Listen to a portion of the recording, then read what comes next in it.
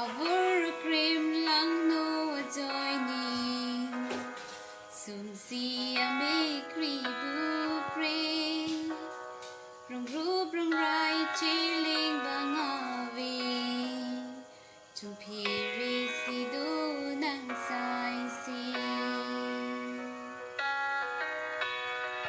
Ko man tu si pe prai ji hem pu Pe vir ve chi lang ma Chung chi lang ma Nurad tu makardam kaning vi arju thaem pu Ning chi rui si vang nang ting vi ni ding ve tha Avur pin chi undet na pu si che beng rev nang kop hem isi nang hem kang tir ta ing sam ri jok ta ave ki lun ji Ko man tu si pe prai ji hem pu Pe vir ve chi lang ma Chok chi lang ma Nang rada tu makardam kaning ri arju tha hem pu Ning chi rui si vang nang ting vi ni ding ve tha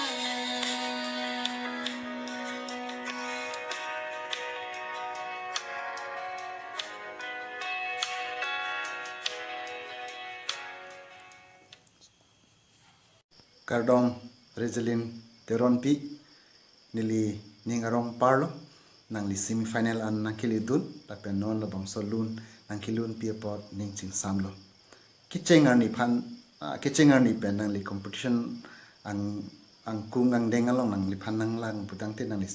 semifinal an nang li le det jima phuni li muthi pon te pon sta nang li kilun batai tin ta nang li improve pon o nang li Charlie pon o chipiduk pon o la son nang li aprang nang li lo la pen semifinal an nang li lero la pen non phong nang li lu nang kilun pi alun jume pi kan la pen nang li performance the best performance lo ki dam tangang bong pen ke la pen nang li chipiduk o lo la pen nang li ka practice apor do o son sil tum ang thek pon long lo nang li se jume san tum ka do we judges ta pulo la ki gotten a sweet voice so la bang so ase ki jume pen nang li ale ka piwan atike utilize pon pe mi thek thelang Charlie ponte wangpo politum chini anang li se trebled